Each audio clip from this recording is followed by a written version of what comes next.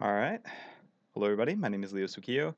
And as opposed to doing a complete Worlds preview, I actually wanted to focus on Group D because I feel like this is a group with a lot of variances, and at the same time, there's no final boss. There's no Korean team here. So I think it's interesting to analyze because a lot of these teams can go any way with one another for a variety of reasons. I think that each team has a variation in their strength that gives them advantages over the others.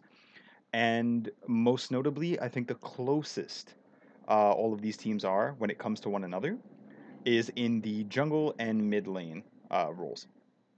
So, honestly, let's review the teams. We have Team World Elite, those who may not know, Chinese third seed. They defeated IG 3-2 in the LPL Regional Gauntlet, and then they advanced to the group stage through the play-in stage of Worlds by defeating Young Generation 3-0.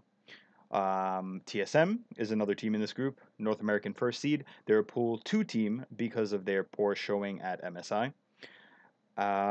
They defeated IMT 3-1 in the North American playoffs. Now, Misfits is the European second seed. They qualified via championship points, and they lost to G2 in the EULCS finals 3-0. Finally, rounding out the group is Flash Wolves, LMS first seed, and they defeated AHQ 3-0 in the Taiwanese finals in order to get here. So, with our Korean overlords absent from this group, our normal unit of measurement would be, who's getting out second. But with all of these teams from every other major region competing to get out of this group, there are going to be quite a lot of bruised egos by the end of it, right? In this world where we don't have the excuse of Korean team didn't give us the chance to advance, we will have two teams who just outright were not the better. And in this group, it's interesting because, like I was mentioning before, we have really close jungle talent. I would argue that the two weaker of the junglers in this group would be Sven Skaren and Maxlor. And when I say weaker, I mean relative to the others, because I do think they're all great junglers. But if we were kind of make a tier list, I would say Kandi is first, Karsa is just barely second, Sven Skaren, because he has the potential to do things like invade when his lanes don't have priority, and he has the potential to be a variable. I would say he's the weakest portion of TSM, and I'll get into why in a little bit. But Maxlor, while I don't think he has a high ceiling like Sven Skaren, he's a little more consistent in what he brings to the table. But I still rate him a little lower because we're more likely to see Sven Skaren do something phenomenal. Um, That being said, we're going to take a look at the teams individually, see how they fit stylistically, just bring a few points to the forefront of the conversation. So, in no particular order, I'm going to start with Team WE. Um, I am a little conflicted with how strong they will be in this group. And the reason I say that is because we look at like the LPL playoffs, we look at the regionals, and we haven't seen a dominant performance from them. And granted, that means the parity in China could be really close. All the top teams, in theory, could just be very good and contest each other regularly. Or maybe it could be a rock, paper, scissors style, and every team adapts really well from game to game. If you've seen some of the matches, it doesn't seem to be the case. It's usually a back and forth scenario where one team is one side, they win that game, the next team switches sides, and then they win the game, and it usually has a lot to do with certain picks. LPL famously was really heavy on Kog'Maw for quite a bit of the playoffs, and a little confusing in that sense to judge whether it means they're very competitive or they're all so close to each other and there's no real metric to judge how far ahead of each other they are, and therefore where they might stand up against other teams from other regions. Now, since the top of the table was really competitive in the LPL, I'm going to give them the benefit of the doubt. I'm going to make a presumption that they are of obviously above average tier. I would give them maybe like 8.5 out of 10 at the very least. But it is important to note that they got knocked out of semifinals from RNG 3-2 in the LPL playoffs. They then lost the fourth place match to Invictus Gaming 3-2. And then in the regional qualifier, where they did win against Invictus Gaming, it was 3-2. So all of these series went to 5 games, and they were narrow defeats, narrow victories. Now, fast forward a little bit, we go to the playing stage, and we see that Team WE, despite not dropping a single game, oftentimes had struggles in the early game, whether it be their tempo was set behind a little bit, and oftentimes their strategy seems to be if they don't keep even in the beginning, even if they get set behind in the early game, they will out macro the opponent. They will capture certain objectives, prioritize certain objectives. They have relatively crisp vision when it comes to objective control and setting up on one side of the map.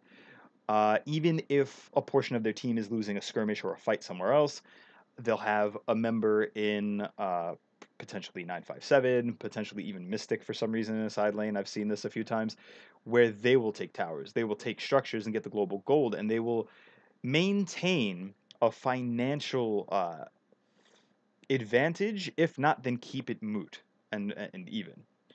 So it's interesting to see how they're vulnerable early.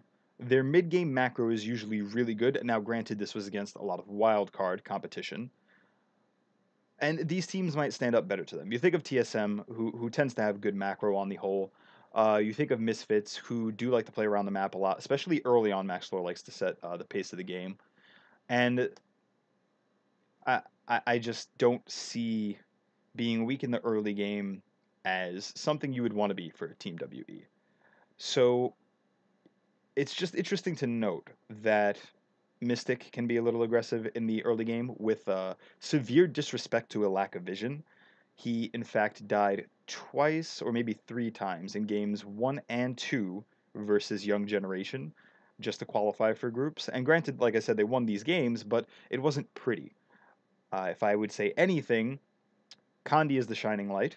And like I said, it would come down to junglers. There's a high level of jungle talent in this particular group. And, as real jungle, he stole Baron twice in one game, even though they were behind. Big contributing factor to success. So Kandi is really capable of digging his team out of a hole. So, that being said, don't let Kandi anywhere near the Baron, or the game will get as real as it can get. Because he was Ezreal. Alright, I'm done. TSM, though. When we take a glance at TSM, they're an interesting team. Because we've seen Haunter, during the split with Wild Turtle, have exceptional resources funneled into him, was able to play the carry champions. He was, pretty successful on them. And then we switch back to low econ, primarily more tanky style champions. And probably because Double Lift and Bjergsen require a certain amount of the resources, understandably so. Double Lift is high damage, probably the best AD carry coming out of the, not the West, but North America, I'll say. Definitely a top 3 of the West, we'll put it that way. Now, Biofrost is solid. Double Lift and Biofrost communicate. They'll have a solid bottom lane. Not many can contest that, but it'll be hard to get advantages against the likes of, say, Betty and Sword Art, who are also a stellar bot lane coming out of the Flash Wolves. And then you also measure it up to people like Hansama and Ignar, who, although they aren't proven internationally, they have been a very solid bot lane coming out of Europe. For Misfits, they were hardly ever the reason outright that advantages would be usurped from them. So the biggest advantage to me is going to go even, probably get slight leads. Double Lift will more than likely out CS a few people here. But we look at Bjergsen, who is basically in a group with Power of Evil, Chie, Maple, and granted, people like Maple have not been hyped up. He hasn't had as much notoriety as he has in the past international events, but he's still an excellent player. Him and Betty are amongst the top 4 players in terms of damage per minute coming out of the LMS, and granted, the level of competition there might be questionable, so this stat can obviously be easily inflated if your competition is not up to par with you all the time.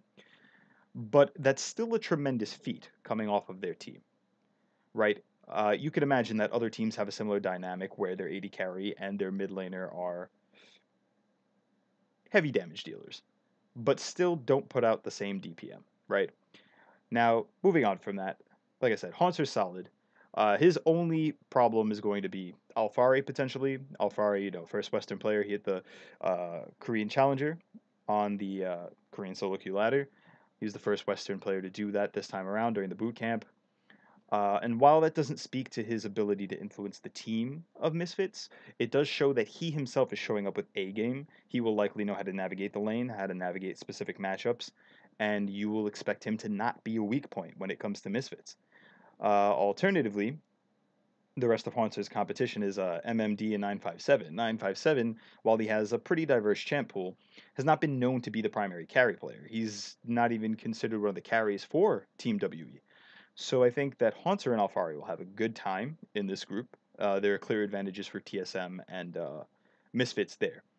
Now, like I was mentioning, Sven Skaren, going to be a little bit of a weak point. He has a tendency to not really, I shouldn't say not really, he doesn't always account for the pressure from his solo lanes when he's going to do things risky like invades, whether it be for vision or to outright try to catch the enemy jungler slipping. And as such, it doesn't always work out for him. He oftentimes can be a shining star that leads TSM into the early game lead, or likewise, he could give up the first blood, throw the lead a little bit, or at least lose tempo momentarily. And overall, TSM have pretty incredible macro, but as we've noted already with Team World Elite, they have excellent mid to late game as well. Now, you take into consideration that the level of talent increases in this group. TSM could potentially contend with that, but Mystic as an AD carry is also very, very strong. And with the potential to switch out supports and alter the support champ pool, Team WE seem to have a slight advantage there when it comes to tripping up their opponents in terms of what they might be drafting, right? Um, Outside of this, I do want to credit the diversity that TSM has shown over time where Haunter can carry or tank. Double Lift can succeed at a utility carry or a hyper carry. Be it hyper carries are more meta, so we will more than likely just see Double Lift playing like hyper carry style champions, TSM drafting with that in mind. Bjergsen notably has been very good at almost every champion that is meta, whether it be the Syndra, whether it be the Orianna, even the Talia to some lesser extent. But there's a lot of diversity here. So I think that TSM out of I would say all of the teams in this group probably have an advantage in terms of how flexible their draft can be. Now, ironically, I don't think they have the best options for flex picks. I just think they have the most options when it comes to the amount of champions they could use and what type of compositions they could piece together off of the back of that, right? So let's move down the line. Misfits, I've already highlighted. I think that Alfari is going to be a strong point for them. Granted, the meta doesn't call for playing to top. However, since other top laners in the group are more tank centric, like 957, you'll see play some tanks. You will also see um, the fact that they can also play, whether it be carry champions or tank champions. Um, Ultimately, I just think that Alfari will be able to outmuscle or outmaneuver people like MMD. They could pick the counter matchup, right? He could take the Gnar. He can take other things that could potentially facilitate his carries and therefore shoring up those weak points. Potentially like the Shen we've seen him play a lot, even though that's not necessarily meta. There are options on the table. There's a little more flexibility for them as well. Max Lore as a jungler. When it comes to stylistically, he seems to have the capacity where he prefers to, get a little vision down for his laners. He might even sacrifice an optimal jungle path if it means getting the cheese gank in, if it means getting a little additional pressure for a laner. And this, to me, I think is kind of, I don't want to say feast or famine, but it's hit or miss style, right? It could potentially set them ahead. Likewise, it could also force them to be further behind. What I do like about it is that he tends to play the more supportive role. He will be able to ward a little bit more. He seemed to have a lot more confidence going into everything as the later the split has gone. And ultimately, at the end of all of it, I do believe that this supportive style will help facilitate Misfits, will help ensure that Power of Evil, who naturally does pretty well in lane by himself, can't be cheesed with any particular types of ganks. Also, from what we've seen so far, not that we've seen many of the teams in groups play, only Team WE has pulled off like this Ezreal jungle to, I would say, a greater or greatest effect, right? So we won't. I don't think we'll be seeing the likes of that coming out of Misfits. We won't see that kind of like cheese essence there, which is really nice. I think they'll have much more cohesive team compositions. Now, I've already highlighted how I think Alfari and Haunter will own the top lane here. Misfits, however, are an interesting team overall because I do feel while they have a lot of potential, they have very little international experience, if any at all. Can't recall at this second. And that inexperience can harm them. However, if they play to their style while obviously adapting to the meta, and we don't know variables like how boot camps have affected teams, how scrimmages have affected teams, how much each team has grown relative to one another, how many picks they've inducted into their champion pool, what type of strategies they've been drafting, all of these variables. Since I can't view them, that's why we're viewing the tangibles, the things that are known, the things that are very present. And speaking of things that are present, I actually want to harken back. I realized I didn't talk about Power of Evil enough. I think that Power of Evil's only drawback as a mid laner at this particular point in time, when it comes to the mid lane talent in this group as well, I think he could contend with most of them. In fact, back in the day, Power of Evil was notorious for actually doing very well into Bjergsen specifically. When you have a supportive jungler like Maxlore, who tends to be a little more on the safer side, who tends to analyze the risk before making the calculated play, even if it goes awry, he still thinks about what he's doing completely. Not the same kind of aloofness that we might see out of Svenskeren sometimes, even though it's not the same type of dominance we'll see out of like Kandi and Karsa. Just created a hybrid jungler there, LMS and LPL combined. Um, but Power of Evil should be able to go even, if not get outright advantages, as long as he doesn't do any weird builds. Then he should be fine. So I do think that the most notable weak point when it comes to Misfits, even though they're not weak as a unit, would probably be the bot lane, trying to seek advantages there. But I actually question how much the bot lane will matter in the sense that we've seen a lot of ardent supports, right? We've seen a lot of these champions that make mistakes very forgivable. The Lulu, the Jana, I don't remember if we've seen Soraka yet, but these champions who basically give you the get out of jail free card. You're allowed to make the bad play. Why? Because if you make the bad play, you still have a high chance of surviving because you have a Janna shield, you have a Janna ultimate, you have the Lulu ultimate, there's the polymorph, all of these tools combined. And since we're seeing the uptick of them in the meta, I don't really want to say that there's weakness in the bot lane because there are options here. Now, some could argue stylistically, Misfits do oftentimes have Ignar on some engaged champions, but even though he thrives on them, it's not to say that they might not be able to adapt to these, more enchanter style champions.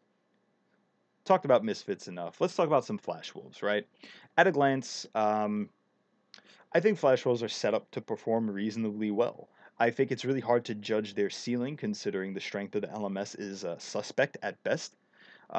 You consider a team like AHQ goes 3-2 against J Team. They went 3-1 against Raze Gaming, and then they got clean swept 3-0 by Flash Wolves. Each time 10k gold lead plus. Each game only 30 to 32 minutes. Pretty systematic. The only thing that could really be said here is that Flash Wolves seems to play a slower style. They don't really go for too much in the early game. They kind of accrue leads slowly over time. And typically it's around objectives. However, I can say they focus on vision very, very well. I actually had to rewatch the VODs because they're the team I was least well versed on. I rewatched a lot of VODs. They're not strangers to having 4 pink wards on some side of the map that they're playing towards. They're not a stranger to lighting up any objective like a Christmas tree before they take it. And Karsa, when it comes to the context of LMS, he's in the top 3 out of the junglers for wards per minute and wards cleared per minute. So it's very easy to see. Hold that thought. Compound that with the fact that he is amongst the top 2 when it comes to like first blood rates, damage per minute out of junglers. So he's not only putting in work, but he's also lighting up the map for his team as much as he can, and also denying enemy vision more than other junglers in the LMS. Now, like I said, the relative strength of the LMS is a little suspect, so maybe these stats don't mean as much as they would if they were, say, coming out of like a Korean team or something. But it's important to note that they put the emphasis on it, that they do focus on this map play, this broader area, right? And it's worth giving them the credit for that. Now, I mentioned before, Betty and Maple are amongst the top 4 in the entirety of the LMS for damage per minute, which means the champions that they play, they optimize their DPS, right? Almost said GPS. Why? Because you can locate them on Summoner's Rift, kicking the shit out of every other LMS team. Anyway, um, lame jokes aside, their strengths are pretty easy to spot. Their weakest point is MMD. MMD typically plays mostly tanks. I think I've seen him play a game of NAR or 2 versus AHQ. However, it's primarily tanks. He's there more to facilitate the team, keep the carries safe. And, that strategy obviously worked really well for Flash Wolves. It got them here. It was the clean 3-0 over AHQ. And like I said, this is a very interesting group in the sense that Maple has been doing really well for Flash Wolves. Arguably, towards the end of the split, some could say that Sword Art hadn't been as effective when it comes down to the macro decision making in the early mid game, particularly. And while again this might seem like an obvious failing, with the rise of these enchanters and these ardent sensor supports, I question how much it might mean as a whole, because you do have somebody mechanically gifted like Betty, be it amidst the rest of the ADCs who are Hansama, Double Lift, and Mystic, who are all really good at their position, arguably some of the top tier AD carries from their respective regions, right? Um, but Flash Wolves, it's very clear that even if you have a tank top, it may be easy to abuse MMD, but if he's a tank player anyway, you get your hands on something the likes of a Cho'Gath, then how much will it really matter, right? His lane might be abusable, but he'll still scale. If he's Maokai, the lane might be abusable, but he'll still scale. He'll have excellent gank assist for if there's a carry jungler, which Karsa can play. Um, there are clear paths to victories here. Now, what you might wonder is I've hearkened on some general stylistics, some general notes on all of these teams, especially with the emphasis on junglers and mid laners. Um, where do they differ? Where do these teams differ?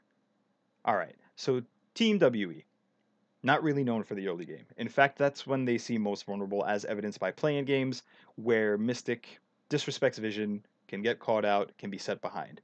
Simultaneously, you think of a team like TSM, who can set the pace early if Svenskeren is approaching everything correctly. But again, he's a variable. So I think TSM will either live by Sven or die by Svenskeren. You know, um, ultimately, take a look at Flash Wolves and World Elite. They have something in common here with the junglers who are ready to set the pace, excellent objective control, uh, decent levels of warding out of Kandi, more so out of Karsa, and the big difference between them when it comes to WE and Flash Wolves, I think actually will be the bottom lane. The switch between Ben and Zero potentially can be advantageous, but I don't find them to be the same level as Sword Art. And even though you might have champions like Jana or Lulu on the table, it is quite easy to, ban the most effective of those out over the course of as things unfold. You figure out as you develop a strategy. Say you're Flash Wolves, you're developing a strategy. And then you figure out, you know what, we don't like Jana. Jana, for some reason, is something we just don't know how to figure out. Well, you have an answer. You could pick Blitzcrank potentially, but then you're sacrificing Ardent Sensor. Likewise, you could just ban out the Janna and then still play whatever the heck you want. And I think that it's much easier for Sword Art to maintain some level of consistency against WE and still pick some of these engaged champions and set back people like Ben, like Zero.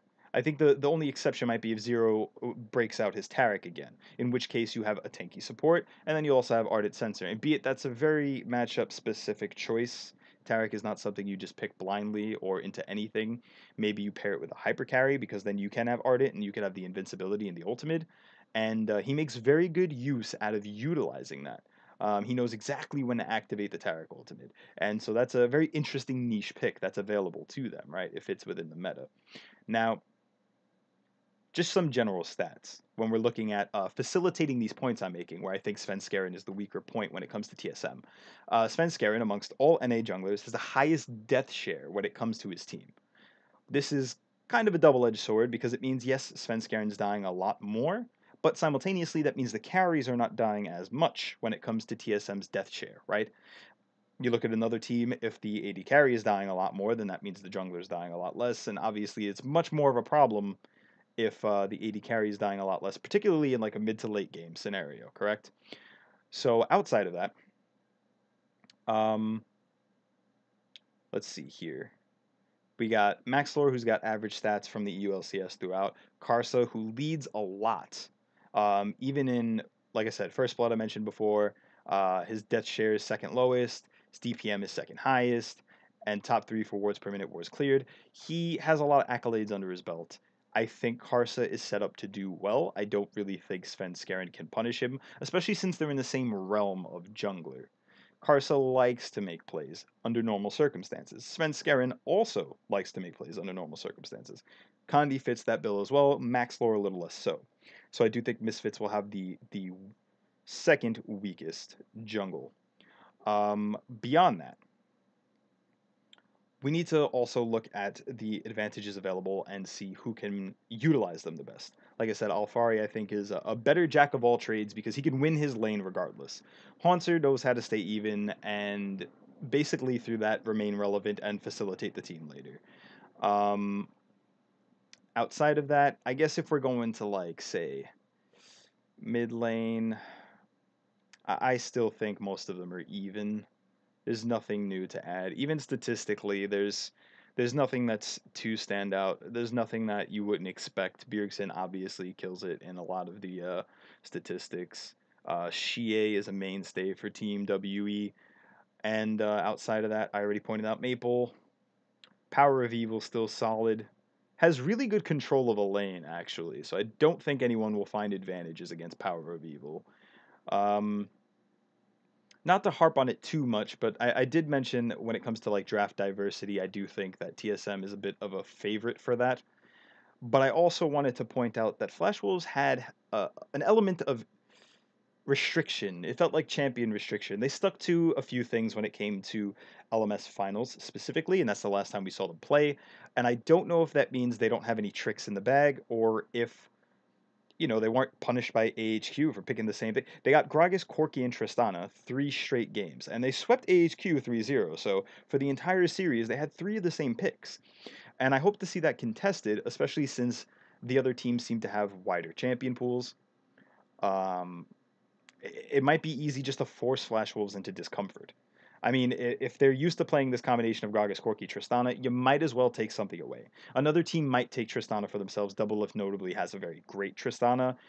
Betty from Flash Wolves has played it to some great effects. Um, oh, sorry, I'm talking about Flash Wolves. Whoops. That aside, I do think that this group will end up more than likely rounding out with TSM faring first, World Elite faring second, if for no other reason than TSM has good elements of macro in the late game. While I do think Team WE is second to none in the mid to late game, I think they're exploitable early. And anybody who's watched any game that they've played in the play-ins will see that. I also think that Team WE's draft is a little suspect. We had that one game where I think it was like Cho'Gath, Gragas, Corki, some ADC I can't remember, and Jana. I think it was Zaya maybe. But the point being is there was no element of real true engage. Cho'Gath would have to run at somebody. Gragas would, I guess, attempt to get a pick with his ultimate. And outside of that, what is Corki going to do? Package into the enemy team and have no actual support because no one has a way to get in. Um, that was very suspect to me.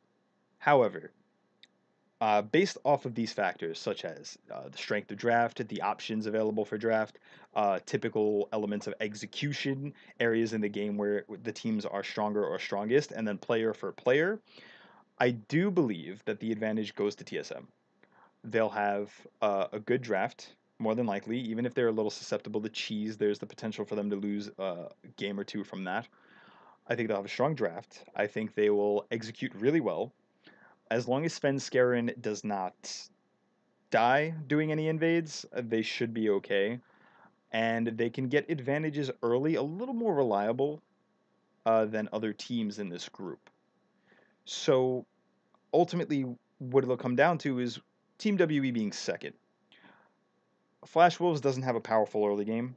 I don't think they'll be able to create advantages versus Team WE. And even if they did accrue some advantages, they do have a tendency to slow snowball over time. If they don't make an advantage early, I think Team WE just has far better macro. They're willing to sacrifice maybe elements of skirmishes somewhere on the map just to take towers elsewhere. They somehow manage to facilitate that, and it seems like every team that plays against them forgets there's like a fifth member on the roster or something in the game. They just let it happen, and it's very awkward. Just to even watch is very awkward. I actually don't know how they get away with it. Um, Outside of that, you look at a team like Misfits, and while they do, I think that first of all they're pinchable in draft. They haven't shown anywhere near as much champion diversity. Outside of maybe Alfari can play a lot of different champions, but not much else. Max Lore has played a pretty limited amount of champs towards the end of the summer, and then in the playoffs. And notably, when a team has really good macro, really good team cohesion, Misfits struggle to get an advantage. So while I believe Team WE can be cocky in the bottom lane, I don't believe any advantages that Misfits could potentially accrue would scale evenly with the level of macro that Team WE have. I think that Misfits has a lot of potential, but let's face it, in a group of 4 teams, someone has to be last. So my final order, with all that reasoning out of the way, would be TSM first, World Elite second, or Team WE, sorry, and rounding out more than likely with Flash Wolves and then Misfits. Now, granted, I think there's a little variance in the top 2 from how I listed them, and I wouldn't be surprised to see any of these teams finish anywhere. But those will be my concrete predictions based on what I've observed from these teams, statistics that I've looked up, how they play different stages of the game, draft, etc., etc. Uh, Agree or disagree, you can let me know. I would love to have the hearty debate. I'm fine with that. But outside of that, this has been Leo Sukiyo, Group D preview. See you again next time.